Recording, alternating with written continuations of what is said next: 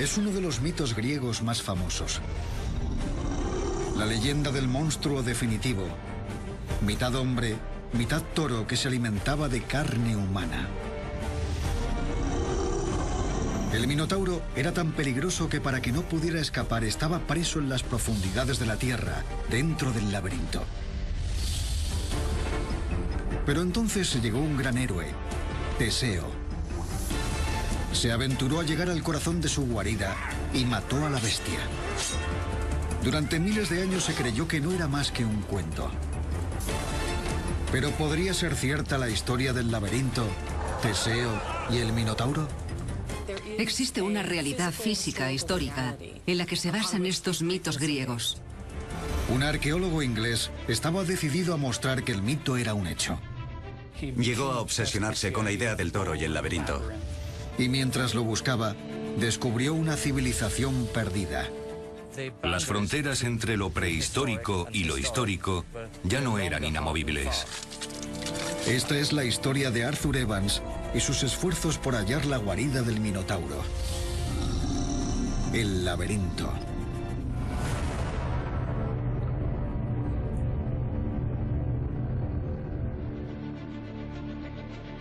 Arthur Evans nació en 1851 y creció en la ciudad industrial Nash Mills, 40 kilómetros al norte de Londres. Su padre, John Evans, era el dueño de una próspera fábrica de papel, pero su verdadera pasión era la geología, materia en la que era un distinguido erudito de su época. El joven Arthur no mostraba signos de haber heredado la inteligencia de su padre, y cuando su madre falleció inesperadamente, el muchacho se refugió en un mundo de imaginación. Sentía fascinación por las historias de la antigua Grecia y su héroe favorito era Teseo, el asesino del Minotauro. El Minotauro era un monstruo, hijastro de Minos, rey de Creta.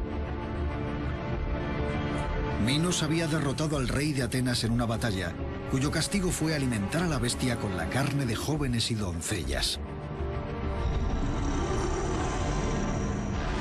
Su cuerpo era el de un hombre, pero tenía cabeza de toro y dientes de león con los que desgarrar la carne de sus presas.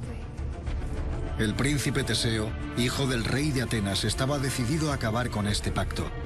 Si mataba al Minotauro, se ganaría el amor de su padre. Pero Minos había escondido a la bestia en un laberinto bajo su palacio. Quien entraba jamás lograba salir. Bajó por un sinuoso sendero entre rocas, cavernas y arcos, pasando por encima de montones de piedras. En el centro del laberinto, Teseo encontró al Minotauro.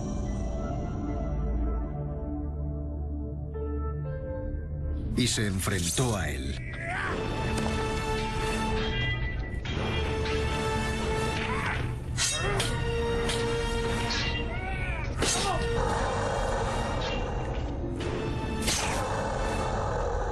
Y con la espada del rey atravesó su garganta. El Minotauro estaba muerto, y Teseo escapó hacia la luz del sol. El joven Evans no tenía ni idea de que esta historia le llevaría a realizar uno de los mayores descubrimientos del siglo XX. Pero con 24 años estaba cansado de limitarse a leer sobre aventuras. Quería vivirlas él mismo y dejar su propia huella en la historia. Su padre, el gran John Evans, le había dejado el listón muy alto con sus descubrimientos sobre la edad de piedra británica. Todos los hijos de grandes hombres se esfuerzan por salir de la sombra de sus padres, y no creo que Evans fuera una excepción. A Evans le llamaban Evans el joven, y eso le dificultó un poco las cosas. Evans estaba decidido a encontrar una manera de demostrar su valía. Se veía a sí mismo casi como un personaje aventurero sacado de una novela. Iba en busca de aventura y sabía que sería bastante peligroso. Así que partió hacia el lugar más traicionero que se le pudo ocurrir. Los estados balcánicos del este de Europa, sumidos bajo el control del débil Imperio Otomano.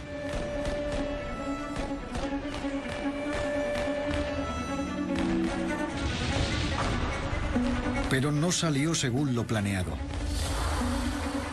Evans fue arrestado bajo sospecha de ser un espía ruso. Fue liberado, pero volvió a ser encarcelado y finalmente liberado por fomentar la rebelión. Por fin había vivido aventuras, pero seguía sin hallazgo en la vida. De vuelta en Inglaterra, le costó encontrar trabajo, hasta que en 1884, gracias a sus contactos familiares, consiguió un puesto mal pagado a las afueras de Oxford. Se convirtió en encargado del Museo Ashmolean y era responsable de una colección abandonada de desvencijadas antigüedades.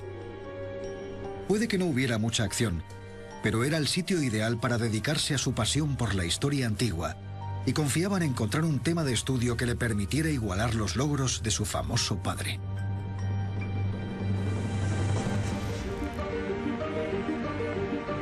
Evans no podría haber elegido mejor el momento para intentar hacerse un nombre. La reina Victoria disfrutaba de una autoproclamada edad de oro, gobernando un imperio que se extendía por todo el globo. Gran Bretaña era la capital intelectual del mundo. Habían inventado la máquina de vapor, el teléfono y la primera bombilla. Ingenieros como Isambard Kingdom Brunel estaban cambiando los límites de la arquitectura con edificios como la estación de Paddington, la primera estación de tren subterránea del mundo, o el mayor barco jamás construido, el Great Eastern. Científicos de todo el mundo aparecían en los titulares. Los químicos llenaban la tabla periódica al ritmo de un elemento nuevo cada año. Darwin cuestionaba los orígenes del hombre, mientras que los pioneros del emergente campo de la arqueología se centraban en la pregunta de dónde provendría esta impresionante civilización occidental. Es un momento en el que los países europeos se sentían muy poderosos y en el que los intelectuales se dedicaban a buscar respuestas a preguntas históricas con una especie de deseo por organizar el pasado. La gente quería explorar de forma sistemática lo que se escondía bajo tierra. En aquella época se pensaba que la Grecia clásica fue el lugar de nacimiento de la civilización occidental. Alrededor del 500 a.C., los griegos habían inventado una cultura avanzada. Influenciaron a todas las civilizaciones europeas desde entonces. Había pruebas por todas partes. Edificios, estatuas, arte, literatura, matemáticas, ciencia, así como grandes ideas sobre la democracia, el crimen y el castigo. Algunos dudaban de qué habría existido en Europa antes de los griegos.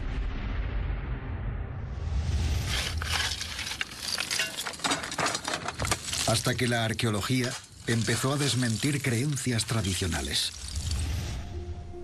Evans había quedado cautivado por las noticias de que Heinrich Schliemann, un arqueólogo alemán que había ido en busca de la legendaria ciudad de Troya, la había encontrado en una colina turca. Todo el mundo pensaba que era un mito. Se lo comunicó al mundo: mirad, he descubierto Troya. El antiguo poeta griego, Homero, había hecho famosa esta historia. Relataba cómo Paris de Troya se había escapado con Helena, reina de Esparta, desatando una sangrienta guerra entre troyanos y griegos.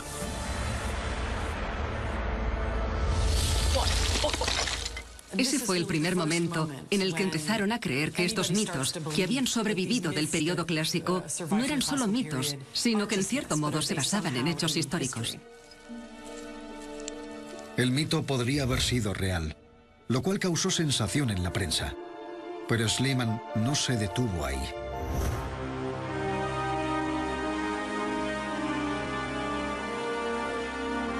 Fue a la fortaleza de Micenas, en Grecia, donde afirmó haber descubierto la tumba dorada de su legendario rey, Agamenón, que lideró los ejércitos griegos durante la guerra de Troya. Dentro de la ciudad encontró tumbas ricamente adornadas. En una había una máscara de oro. Y dijo: he visto la cara de Agamenón. Micenas era al menos 1000 años anterior al periodo de la Grecia clásica. ¿Serían los orígenes de la civilización europea más antiguos de lo que se creía?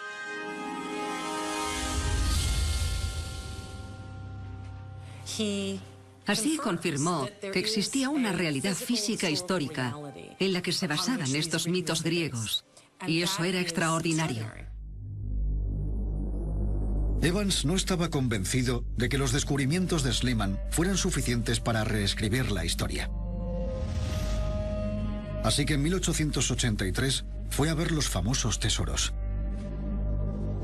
Pero Evans pronto se dio cuenta de que Schliemann iba por buen camino. Los tesoros claramente habían sido creados por manos increíblemente habilidosas. Junto a la impresionante arquitectura y el arte, eran prueba de la existencia de una avanzada cultura antigua. Empezó a pensar lo genial que sería encontrar una civilización anterior a la griega, que fuera la base de la era clásica. Pero Evans sabía que a Schliemann le faltaba algo vital, algo que tenían todas las sociedades sofisticadas: la escritura. Schliemann buscaba una Micenas rica en oro. Y encontró el oro, pero no buscaba textos escritos. La historia se definía por lo que había sido escrito en el pasado. Cualquier cosa que hubiera sucedido antes de que existiera la escritura solo era folclore. Si las historias de antiguas batallas y reyes mitológicos hubieran sido reales, la gente que viviera en aquella época lo habría registrado por escrito. Habrían necesitado textos para construir palacios y fortalezas o para diseñar impresionantes joyas. Entre las ruinas de Troya y Micenas, tenía que haber algún escrito. Sin él, no había prueba histórica de que los habitantes de Micenas fueran los fundadores de la civilización europea, en lugar de los griegos clásicos. Un par de edificios y una tumba. Bien, sin un lenguaje, ¿qué tienes? Pues no mucho. Evans vio su oportunidad. Si podía encontrar un escrito prehelénico, cambiaría de un solo golpe la historia europea.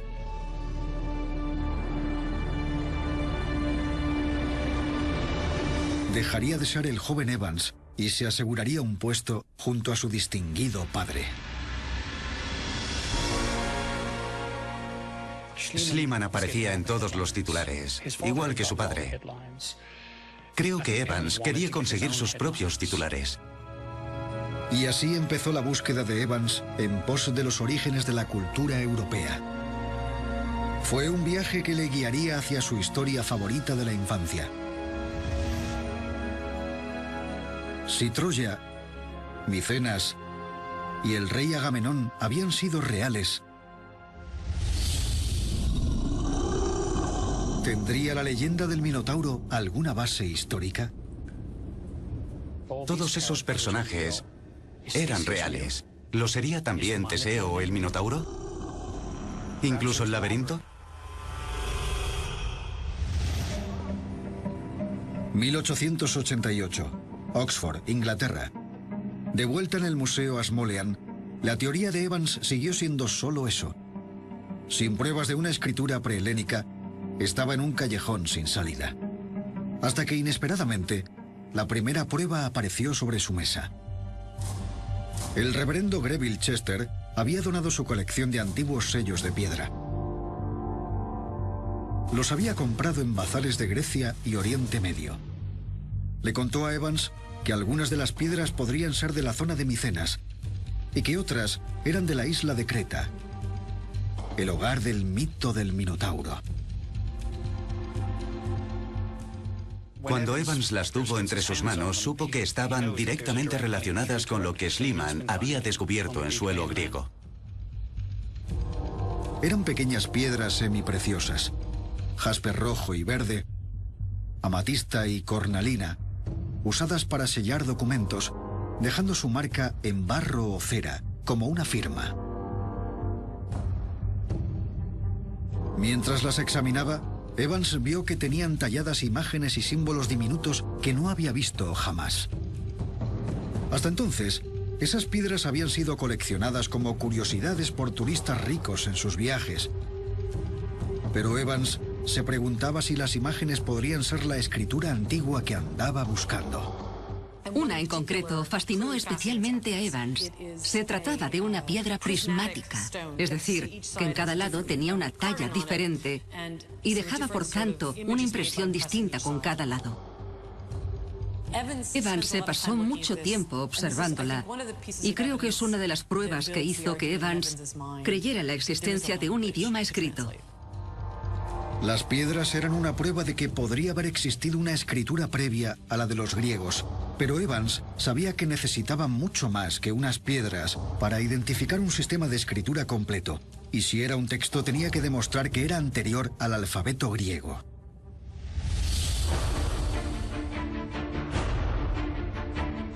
Su siguiente hallazgo lo realizó en un viaje a Roma, donde conoció a un arqueólogo, Federico Halber. Era un experto en la isla de Creta y le contó a Evans que los granjeros cretenses desenterraban con regularidad sellos antiguos de piedra. Todos tenían talladas misteriosas imágenes y la gente de la zona los usaba como collares. Pero le contó a Evans algo más. El emplazamiento en el que habían encontrado las piedras era un lugar llamado Knossos. Allí se rumoreaba que se escondía el palacio del mítico rey Minos, quien construyó un laberinto para contener al furioso Minotauro. Evans estaba intrigado. Se le ocurrió que el origen del primer sistema de escritura europeo podría estar relacionado con el mito del Minotauro. Ambos misterios podrían resolverse en la ciudad de Knossos, en Creta.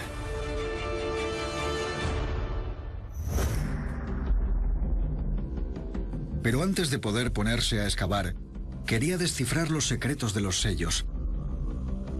Y para demostrar que los símbolos pertenecían a una civilización prehelénica, necesitaba más. Un viaje a Atenas fue muy fructífero. Allí encontró piedras iguales a las gemas del museo en un mercadillo cerca de la Acrópolis. Los vendedores le aseguraron que procedían de Creta. Pero los símbolos desconcertaron a Evans. Veía pictogramas de animales, personas y símbolos más abstractos que aparecían en grupos, como los jeroglíficos egipcios. Pero únicos. No había modo de saber cómo se leían o qué significaban. ¿Pero tendría ante sí una escritura prehelénica? Sabía que significaban algo, que contarían una historia, y quería ser la persona que la descifrara. Evans tenía que llevar su investigación un paso más allá, y eso significaba viajar al origen de esos sellos, Creta.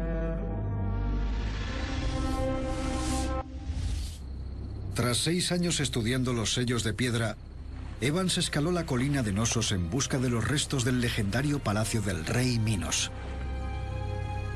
el hogar del temible Minotauro. Se encontraba en medio de un olivar y parecía un emplazamiento arqueológico abandonado. Bajó a una de las zanjas, que eran muy profundas, y al fondo encontró los muros.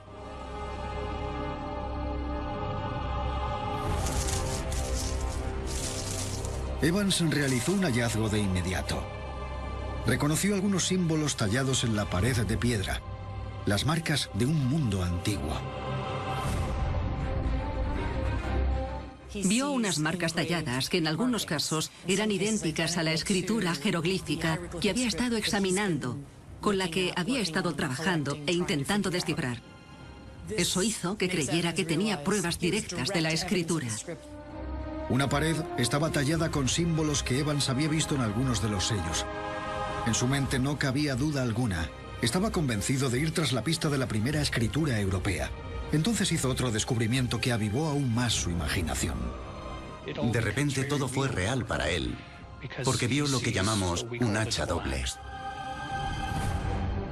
El hacha de doble filo, también llamada labris, era un arma antigua y, según algunos, el símbolo sagrado de una encarnación anterior del rey de los dioses griegos, Zeus.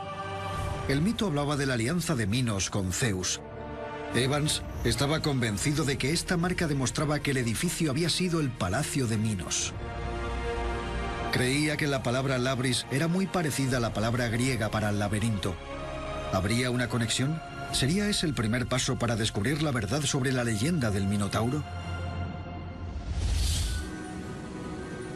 Para desenterrar los secretos de Knossos, Evans tenía que obtener acceso permanente al lugar. Comprendió que tendría que comprar las tierras. Sobre aquella colina de Knossos, Evans se dio cuenta de que para superar a sus contrincantes, tendría que comprarla como había hecho con las piedras y tendría que ser el dueño del lugar. Así que intentó adquirirlo. Evans dejó a un agente local a cargo de la compra y regresó a Oxford para hacer un anuncio.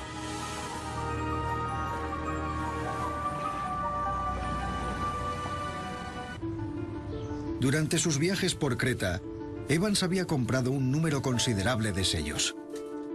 Con más símbolos para analizar, identificó más de 80 caracteres diferentes y sospechaba que no había encontrado una, sino dos variantes de una escritura antigua. Publicó un artículo en el que decía que era el sistema de escritura más antiguo de Europa. Esto causó un gran impacto.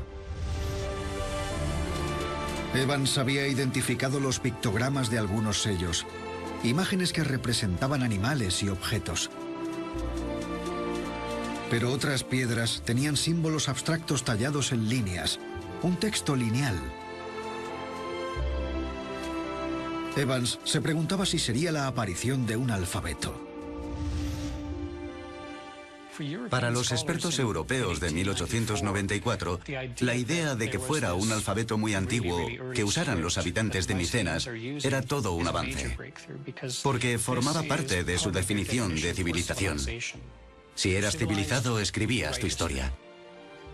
Fue impactante. Era una publicación que afirmaba que existía un lenguaje por descubrir que él había sacado a la superficie. Evans se convirtió en una figura importante de ese campo. Evans había vislumbrado una antigua escritura, tal vez miles de años más antigua que Grecia. Se preguntaba si una civilización micénica, en Creta, podría ser la verdadera cuna de la Europa occidental, pero para demostrarlo necesitaba más pruebas que unos sellos de piedra. Si esta sociedad antigua hubiera sido tan avanzada, tendría que tener gran cantidad de escritos. Tenía que haber literatura, archivos para gobernar un imperio, en un material que sobreviviera miles de años, como tablillas de arcilla.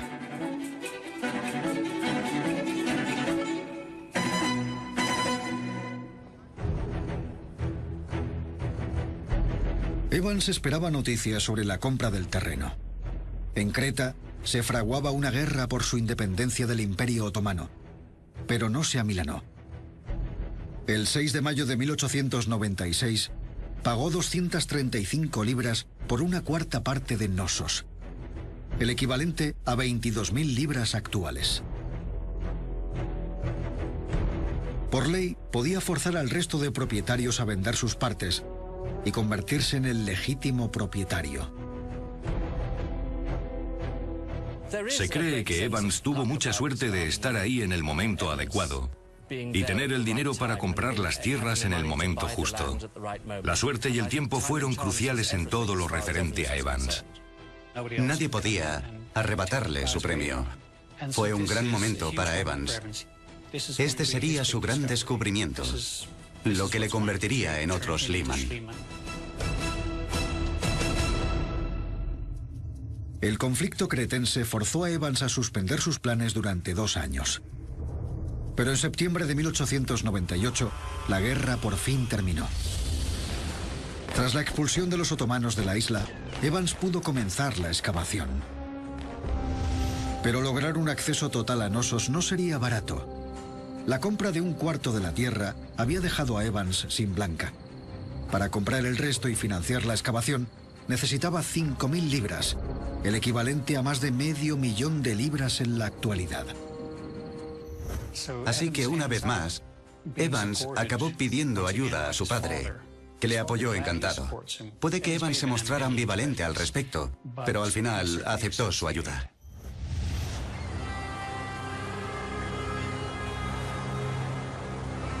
...1900, Creta. Tras una larga travesía en barco, Evans llega a la costa. Ahora era el dueño legítimo. Pero después de 16 años como encargado de un museo, está totalmente fuera de su elemento. Evans sabía que no tenía la experiencia necesaria para dirigir un proyecto de ese calibre. Puede que se sintiera un poco abrumado. Necesitaba a alguien con experiencia. Necesitaba a alguien que hablara el idioma local, que pudiera manejar a un gran número de trabajadores y documentar cualquier hallazgo. Conocía al hombre adecuado para el trabajo. Mandó un telegrama a Duncan Mackenzie y este le contestó que llegaría en el siguiente barco. Todo fue muy precipitado. Y el contraste entre los dos hombres no podía ser mayor. Duncan Mackenzie era todo lo contrario a Evans. Evans era un minúsculo aristócrata moreno. Duncan Mackenzie era un escocés alto y pelirrojo, al que le encantaba beber con los lugareños. Al contrario que Evans, Mackenzie era un experto en la materia. Había pasado años trabajando como arqueólogo en Grecia y hablaba el idioma con fluidez. Al contrario que Evans, que tenía un título en historia moderna, Mackenzie había estudiado filosofía y arqueología en la universidad.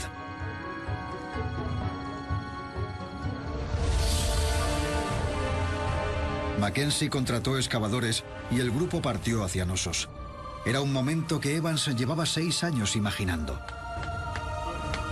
A las 11 de la mañana, los hombres ya habían levantado una tienda principal prestada por el ejército británico y habían izado la bandera de la Unión para que nadie dudara quién estaba al mando. Antes del mediodía ya estaban sacando tierra de la colina. La primera excavación a gran escala del Palacio del Rey Minos había comenzado. Primero, Evans buscó el perímetro del edificio, empezando por las paredes que encontró décadas atrás. Probablemente Evans estaría ansioso. Se había gastado mucho dinero de su padre. ¿Y si no había nada que encontrar? ¿Y si estaba totalmente equivocado?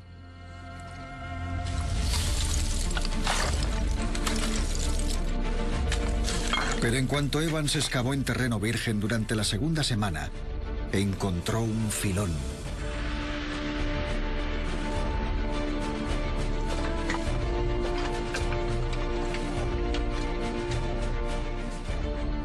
En el punto más elevado del sitio, había una tina de barro llena de tablillas con inscripciones. Era algo que nadie había encontrado en Grecia ni en Europa.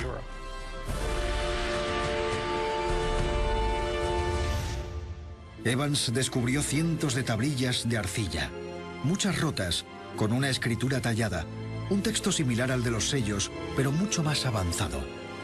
Evans lo llamó Lineal B. Estaba en tablillas de arcilla, no de piedra, lo que indicaba que es una especie de lenguaje de uso cotidiano. Reconoció algunos de los símbolos, pero no todos, y se dio cuenta de que era mucho más complejo de lo que pensaba. Era fascinante. Y además, el descubrimiento de la cerámica significaba que Evans podría datar las tablillas de arcilla. Ese mismo día, localizaron una vasija, un tipo muy específico de recipiente que Schliemann había encontrado en gran número en Micenas. Así que conectaba de manera inequívoca la cultura que Evans estaba desenterrando en Nosos con la que Schliemann halló en Micenas. La cerámica era del mismo estilo que los hallazgos micénicos encontrados en el continente y databan del año 1400 a.C. La escritura lineal B era al menos 900 años más antigua que la de la Grecia clásica. Para Evans, esto probaba que los micénicos de Creta habían inventado la cultura europea y no los griegos clásicos, más recientes.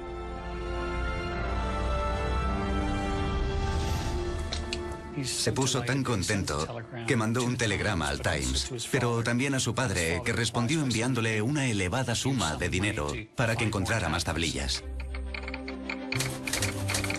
El Times hizo público el descubrimiento. El padre de Evans estaba tan orgulloso que mandó 500 libras a su hijo para que ampliara la excavación. Aunque estaba agradecido, a Evans le preocupaba que el apoyo de su famoso padre pudiera ensombrecer su momento de gloria. El dinero de John Evans fue bien amortizado y sacaron más tablillas de las profundidades. Pero Evans vio que la escritura de esas tablillas era diferente al lineal B, más sencilla e incluso más antigua. La llamó lineal A. ¿Sería el eslabón perdido en la historia de la escritura? ¿Sería lineal A el puente entre los símbolos de las piedras y el texto lineal B?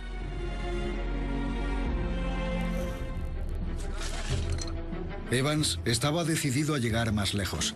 Quería descubrir la raíz del mito, encontrar el laberinto y al Minotauro. 3 semanas después, los trabajadores estaban excavando en una sala llena de escombros cuando encontraron un fragmento de un mural que representaba la pezuña de un toro. Esto hacía referencia al Minotauro. Era donde Teseo fue a luchar. Tenía pruebas tangibles entre sus dedos que relacionaban el sitio con la historia mitológica. Era la primera vez que Evans vislumbraba lo que podría ser el Minotauro. Pero ¿dónde estaba el mítico rey? En la misma sala, Evans realizó un descubrimiento más notable aún. En la pared opuesta al mural había un imponente asiento de piedra. Dijo, he encontrado el primer trono de Europa. En Europa los tronos son muy importantes y Evans había encontrado el primero. Debió ser una extraordinaria confirmación para Evans con todos los riesgos que había asumido.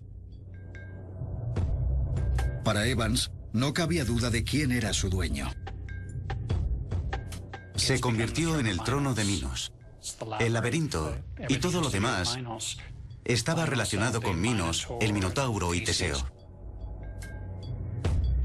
Pero todavía no había ningún laberinto.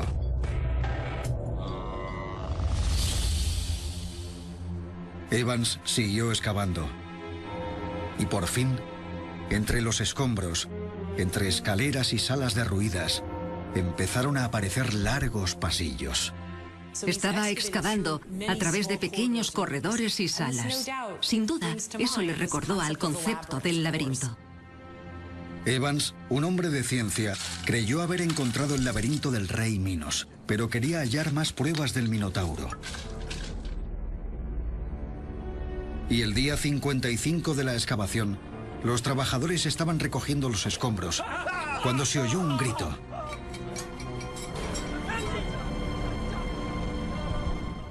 Encontraron un fresco con una cabeza de un toro en relieve, que mugía con la lengua fuera. Se asustaron mucho porque para ellos era la imagen del demonio.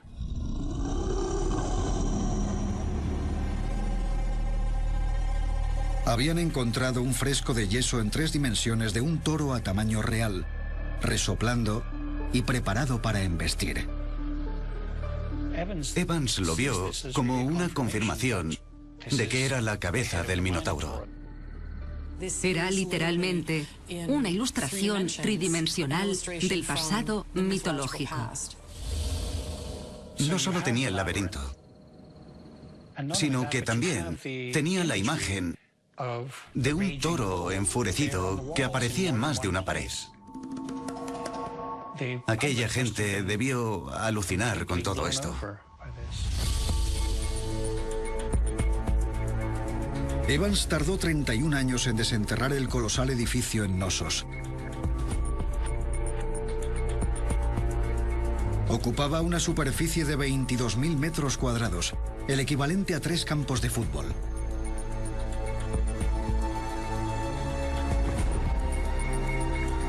y estaba rodeado de más artefactos de los que jamás Evans pudo imaginar. Knossos era una maravilla de la ingeniería, con un enorme patio central, una gran escalera y una de las calzadas más antiguas y mejor conservadas de Europa. Un complejo sistema de acueductos, un sistema de desagüe e incluso el primer retrete con agua corriente del mundo. Evans había ido en busca de la civilización micénica, la sociedad avanzada más antigua de Europa. Pero mientras sus trabajos en Creta progresaban, se dio cuenta de que había encontrado una sociedad anterior. Todo indicaba que era una sofisticada sociedad que había florecido alrededor del 2700 a.C., cientos de años antes de que Micenas hubiera existido. La escritura de Creta tenía que ser minoica. En 1911, Evans fue nombrado caballero por sus servicios a la arqueología. Ya no era el joven Evans, sino el gran Sir Arthur Evans. A lo largo de los años, Evans refinó sus teorías. La idea del Minotauro era genial para ocupar los titulares de los periódicos, pero Evans tuvo que admitir que era más probable que los minoicos hubieran venerado al toro como parte de su religión. Puede que jóvenes y doncellas llegaran desde Atenas, pero no para alimentar al Minotauro, como decía el mito, sino para saltar sobre los toros como rito de iniciación. Arqueólogos posteriores han rechazado su modelo del gran palacio de Knossos. Su diseño era producto de su imaginación. Había ignorado pruebas que sugerían una historia diferente. Evans había descubierto una nueva civilización. Lo que hizo con ella fue convertirla en el tipo de civilización que él quería. Y la centró en los mitos griegos sobre Creta. Se obsesionó con la idea del toro y el laberinto y lo que nos llegó a través de la mitología. Los expertos modernos no creen que Knossos fuera un palacio, sino un templo dirigido por sacerdotisas que veneraban a los dioses para asegurarse cosechas abundantes. Nunca se encontraron pruebas de la existencia de Minos. Evans encontró fragmentos de diferentes frescos y creó a su rey. Se desconoce quién ocupó el trono que Evans encontró. Así que, ¿por qué Evans, que se consideraba un hombre de ciencia, había ajustado los hechos a la imagen que él tenía del pasado? ¿Habría representado subconscientemente el verdadero significado de la leyenda del Minotauro?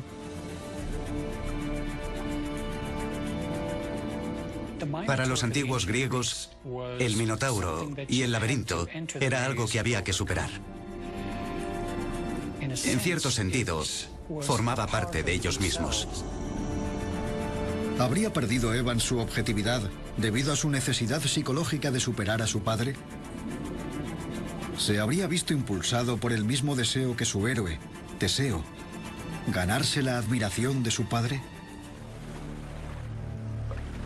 Evans cometió errores, pero fue el primero en reconocer la importancia de los sellos de piedra, y su hallazgo de las tablillas de arcilla transformó nuestra comprensión de los orígenes de la civilización europea. Tras su muerte, en 1941, Lineal B, la escritura avanzada de las tablillas de arcilla, por fin fue traducida. Se trataba de un sofisticado sistema de escritura con 187 caracteres. Las tablillas registraban la propiedad de las tierras locales y las ofrendas que realizaban al templo de Knossos. Evans había estado convencido de que Lineal B pertenecía a sus grandes minoicos, pero en realidad era micénico. Y sorprendentemente, era una forma previa del idioma griego, al menos 400 años más antiguo que su alfabeto. Pero ¿por qué la escritura era micénica y no minoica? Los expertos actuales creen saber lo que ocurrió. Los minoicos de Creta desaparecieron alrededor del año 1450 a.C. y entonces llegaron los micénicos del continente y descubrieron la escritura minoica.